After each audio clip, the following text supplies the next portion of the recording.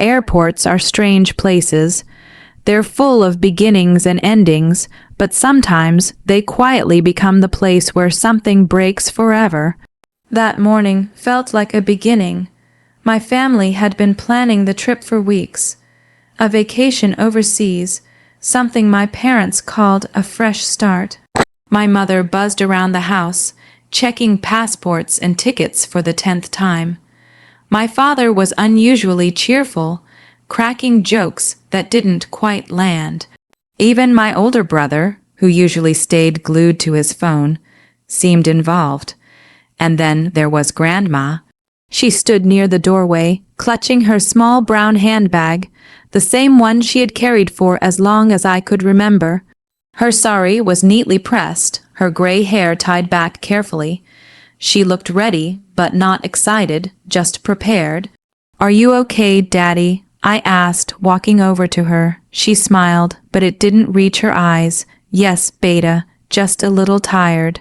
That was the first moment something felt off. Grandma loved traveling, or at least she used to.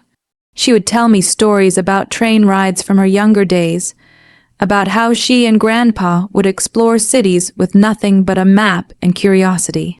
But today she didn't look like someone about to travel. She looked like someone going somewhere she hadn't chosen. The drive to the airport was unusually quiet. My mother sat in the front seat, scrolling through her phone. My father focused on the road, his jaw tight. My brother had his headphones on. No one spoke much, except Grandma. She asked small questions about the flight time, about where we would stay, about whether it would be cold there.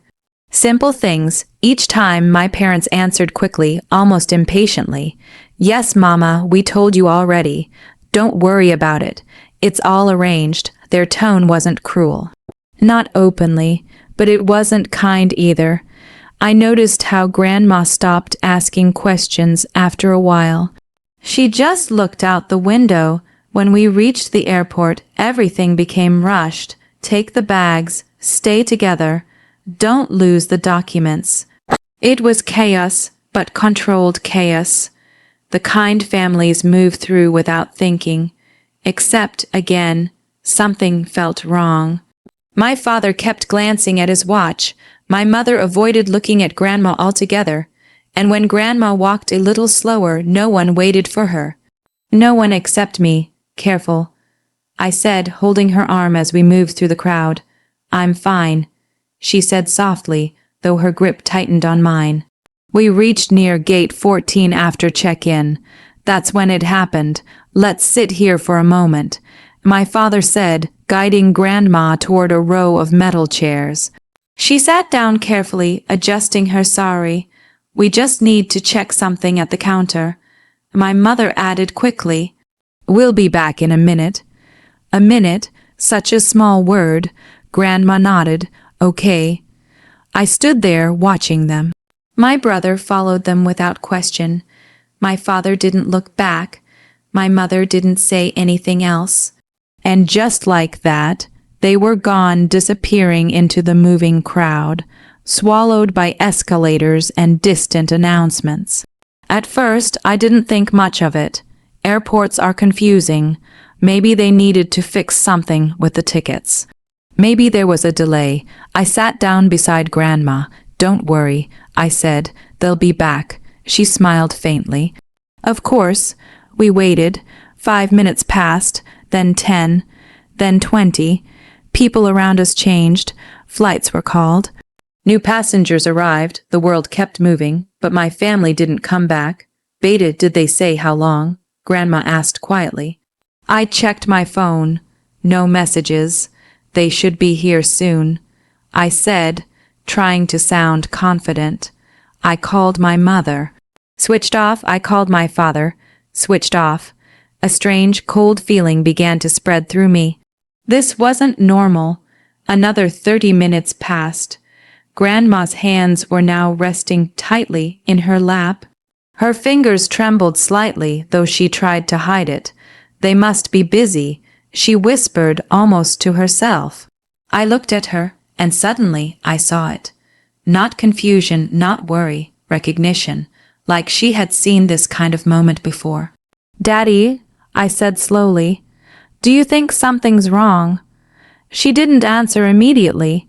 Instead, she looked at the empty space where my parents had disappeared. Her eyes softened, but not with hope, with something much heavier. "They're not coming back," she said. The words landed quietly, but they hit harder than anything I'd ever heard. I shook my head. "No, that doesn't make sense. Why would they?" She placed her hand over mine. "It's okay," she said gently. "You don't have to pretend." But I wasn't pretending. I just didn't want to believe it. Another announcement echoed through the airport. "Final boarding call, our flight." I looked toward the gate. Then back at Grandma, alone, small, waiting, abandoned. In that moment, everything became clear. This wasn't a mistake. It was a decision. A planned, quiet, deliberate decision. And they expected me to follow them, to leave her behind like forgotten luggage. I stood up, then sat back down. I looked at the gate one last time. Then at Grandma. "Are you ready to go?" I asked. She looked confused. "Go where?" I took a deep breath and made the only choice I could live with. "I'm not getting on that plane," I said. "I'm staying with you." For the first time that day, her eyes filled with tears, not loud, not dramatic, just silent relief. "Beta," she whispered. I squeezed her hand. "They can go wherever they want," I said quietly. "But you're not alone." And just like that, in the middle of a crowded airport, my family left. And I found out who mine really was. Leaving the airport felt unreal, like stepping out of one life and into another without warning. The noise of announcements, rolling suitcases, and hurried footsteps faded behind us as I helped Grandma into a taxi. She moved slowly, carefully, as if every step required thought. Not because she was weak, but because something inside her had already given up expecting support. "Where to?" the driver asked. I opened my mouth, ready to say our home address, but Grandma spoke first. "Gulshan Street's near the old park." I turned to her, surprised. "We're not going home." She avoided my eyes. "Just trust me, Beta." Something in her voice made me nod without question. The drive was quiet. I kept checking my phone, still no calls, no messages. It was like my family had disappeared the moment they walked away from gate 14. Not even a single "Where are you?" Not even concern. That silence said more than any explanation ever could. Beside me, Grandma sat with her hands folded tightly in her lap. Her gaze remained fixed outside the window, watching the city pass by like it belonged to someone else. I wanted to ask questions, so many questions, but something told me she wasn't ready yet. When the taxi stopped, I realized we were in one of the older parts of the city. The streets were quieter, lined with modest houses that carried the weight of years. Paint faded, gates slightly rusted, but there was warmth here. History. Grandma slowly stepped out. We stood in front of a small house with a pale blue door. "This one," she said. I frowned. "Whose house is this?" She reached into her handbag and pulled out a key. For a moment, I just stared. Then she walked forward and unlocked the door. The house smelled like time, not dust or neglect, but memories.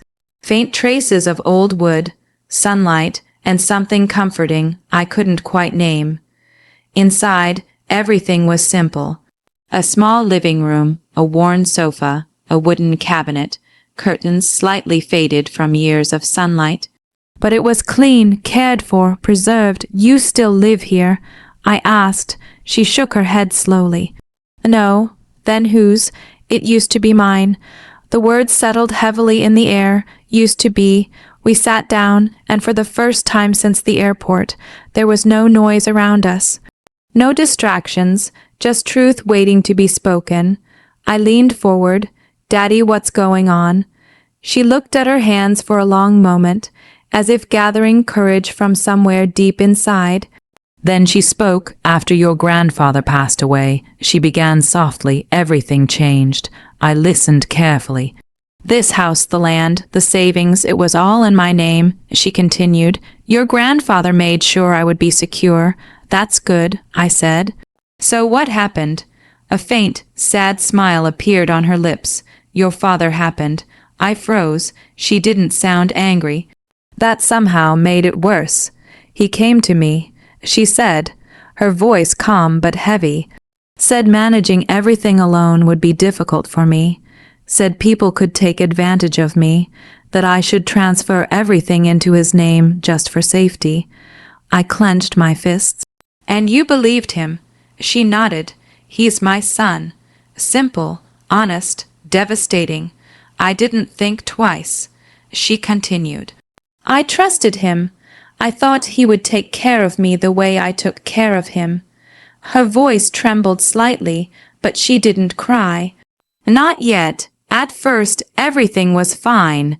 They moved me into their house, said it would be better that I wouldn't be alone. I knew that part. That's the house I grew up in, but now it felt different hearing it from her side. Slowly, things changed, she said. How? I asked quietly. She hesitated. Then, in a voice barely above a whisper, she said, I became unnecessary. The word hit me like a punch. Your mother would complain about small things, she continued, how I arranged the kitchen, how I spoke, even how I walked. I felt anger rising in my chest. And your father? I asked. She smiled sadly. He stopped noticing. Silence filled the room. I could feel the weight of years pressing down on us. Why didn't you tell anyone? I asked. Why didn't you tell me? She looked at me, her eyes gentle. You were a child, Beta, and I didn't want to break your home. Home, the word felt hollow now. Then why today? I asked. Why did they do this? She looked away. For the last few months, she said slowly, they've been talking about selling the house, the one you live in now. My heart skipped. And me, she continued. I don't fit into their new plans. I couldn't believe what I was hearing. So they just left you, I said, my voice shaking. She nodded once, easier that way. Anger burned through me, sharp, uncontrollable. They treated you like you don't matter. I said, like you're nothing. She reached out and placed her hand over mine. I am not nothing, she said softly. I just forgot that for a while. That's when I noticed something. A small detail that didn't quite fit. If this house used to be yours, I said slowly, why do you still have the key? She paused. For the first time, something different flickered in her eyes. Not sadness, not pain, something else. Something hidden, because, she said quietly, not everything is as simple as it seems. I leaned closer. What do you mean? She took a deep breath. The papers your father signed the transfer. She looked at me carefully. They weren't as complete as he thought. The air shifted. Suddenly, this wasn't just a story about abandonment. It was something more, something unfinished. I sat back, my mind racing. Daddy, I said slowly, are you saying? She nodded. There's still truth left to uncover. And in that quiet, forgotten house, I realized something powerful. My family didn't just abandon her, they underestimated her, and they had no idea what was coming next. That night, I couldn't sleep. The small house was quiet, too quiet. Every sound felt louder than it should have been. The ticking of the wall clock, the faint hum of the ceiling fan, even my own breathing felt heavy, but it wasn't the silence keeping me awake. It was the truth. Or rather, the pieces of truth still waiting to be uncovered. I sat at the wooden table, staring at the old documents Grandma had placed in front of me. Yellowed papers, faded ink, signatures that carried more weight than they seemed. This is everything I have, she had said earlier. Everything, and yet something about it felt incomplete, in a way that didn't weaken her story, but strengthened it. I picked up one of the documents again, the property transfer. My father's name was there, clear, bold, final, but beneath it something else, a clause, small, almost hidden, "Daddy," I called softly. She appeared in the doorway, her steps slow but steady. "You should sleep, Beta." "Not yet," I said, holding up the paper. "Did you ever read this part?" She adjusted her glasses and leaned closer. Her eyes scanned the line, then stopped. A long silence followed. I didn't understand it at the time, she admitted quietly. "But you understand it now?" I asked. She nodded slowly. "It says the transfer is conditional," I said, my voice tightening. "Dependent on your care and consent. If either is violated," I looked up at her, "the ownership can be challenged." The room felt different now. Heavier, but not with helplessness, with possibility. "So everything he did," I said, trying to piece it together, "bringing you into his house, taking control, and then neglecting me." She finished gently. "That breaks the condition," I said. She didn't respond immediately, but her silence was enough. I leaned back in my chair, my thoughts racing. "They thought it was over," I said. "They thought once the papers were signed, you had nothing left." A faint smile appeared on her face. So did I. Something inside me shifted in that moment. Up until now, I had been reacting confused, hurt, angry. But now I understood. This wasn't just about what they did. It was about what they assumed. They assumed she was weak. They assumed she wouldn't question them. They assumed no one would stand beside her. They were wrong. The next morning, I made a decision. We're not staying quiet. I told Grandma. She looked at me carefully. "What are you planning?" "Not revenge," I said. "Not the kind that destroys everything." I paused, "but the kind that reveals everything." The first call I made was to a lawyer. Not someone my family knew, someone neutral, someone who would look at the truth, not the relationships. When I explained the situation, there was a long pause on the other end. Then he said, "If what you're saying is supported by documents, you have a case." A case. The word felt powerful, but also dangerous, because this wasn't just legal, it was personal. Over the next few days, everything moved quietly. Carefully, we gathered documents, old receipts, medical records, anything that showed Grandma had not been cared for as promised. Each piece felt like uncovering another layer of betrayal. What hurts the most, Grandma said one evening, is not what they took. I looked at her. It's that they thought I wouldn't matter enough to fight for. That's when my phone rang, my mother. For a moment, I just stared at the screen. Then I answered, "Where are you?" She demanded immediately, "We've been trying to reach you." I almost laughed at the lie. "No, you haven't," I said calmly. There was a pause. Then her tone sharpened. "Why didn't you get on the flight?" I took a breath. "Because someone had to stay with Grandma." Silence. Then my father's voice came on. "You're overreacting," he said. "We thought she was with you." The audacity of it almost made my hands shake. "You left her at gate 14, I said, my voice steady, alone. Another silence, but this one was different. Not confusion, calculation. "We'll talk when we get back." He said finally, "Yes." I replied, "We will." And then I hung up. "They're coming back," I told Grandma. She nodded. "I know." There was no fear in her voice, only quiet acceptance. But I wasn't calm, not entirely, because I knew this conversation wouldn't be simple. They wouldn't admit anything easily. They would deny, twist, blame. "Are you ready for this?" I asked her. She looked at me, her expression steady. "I've been ready for longer than you think."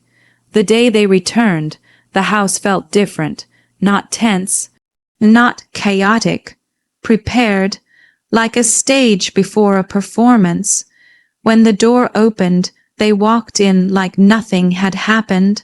No apologies, no guilt, just irritation. "Why are you here?"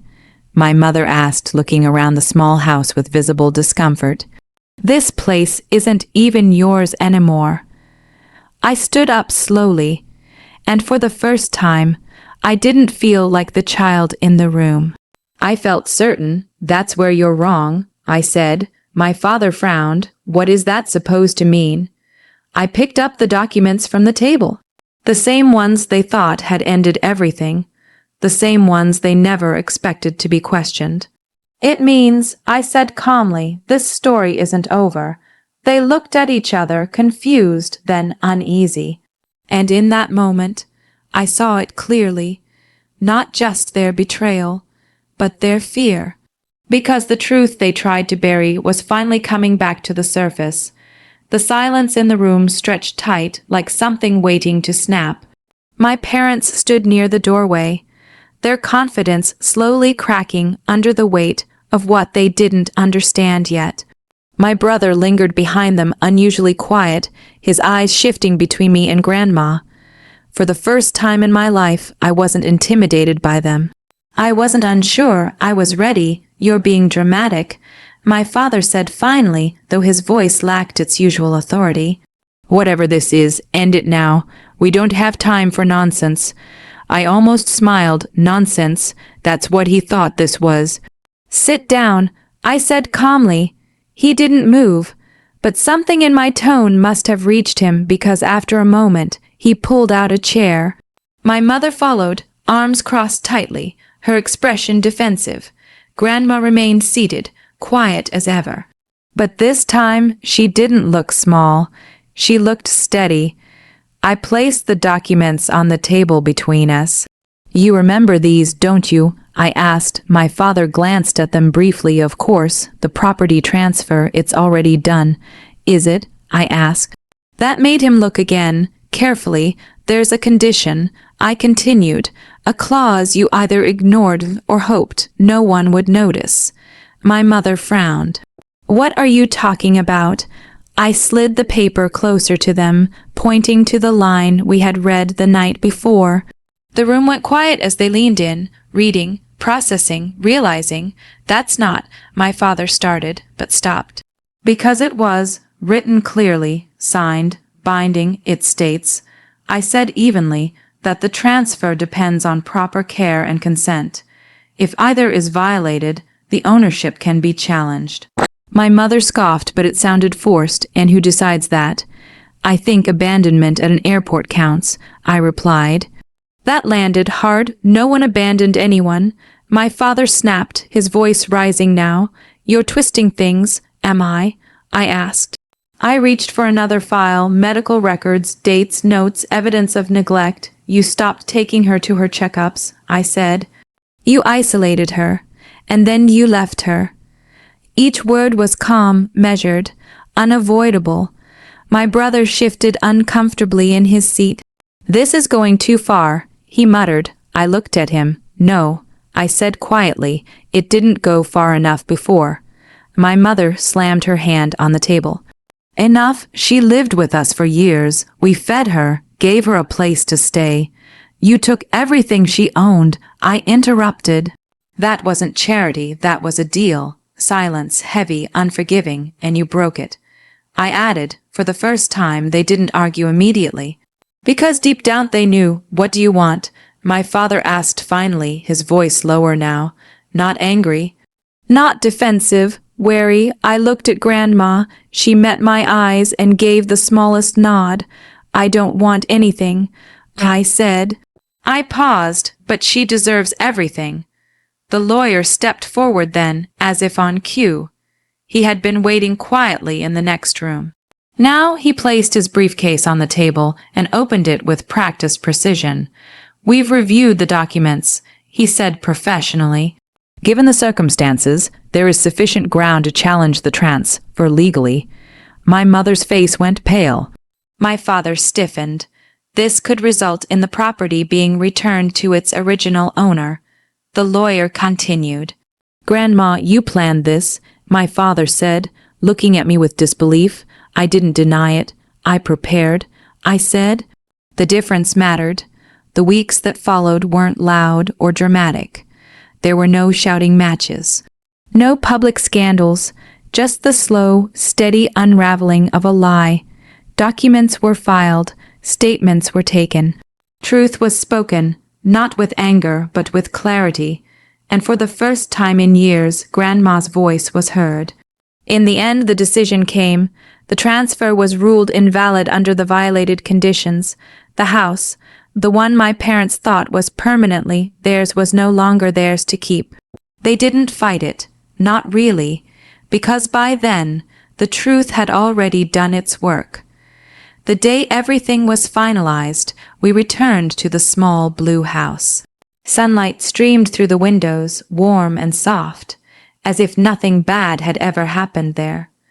Grandma stood in the center of the room, looking around slowly, taking it all in, not just the walls, but the meaning. It feels different, she said quietly. It's yours again, I replied. She turned to me, her eyes filled with something I hadn't seen in a long time. Peace. I thought I lost everything, she said. I shook my head gently. You didn't lose anything, I said. They just made you forget what was always yours, she smiled. Not sadly, not weakly, but fully. Later that evening, we sat together with cups of tea. No tension, no fear, just quiet comfort. Do you regret it? She asked suddenly. What? Standing against them. I thought about it. About the airport, about the silence, about everything that followed. No, I said honestly. Why? She asked. I looked at her, at the woman they thought they could leave behind, at the woman who had given everything, and still had the strength to stand again. Because that day, I said softly, they walked away from you. I paused, but I didn't. Her hand reached for mine, warm and steady.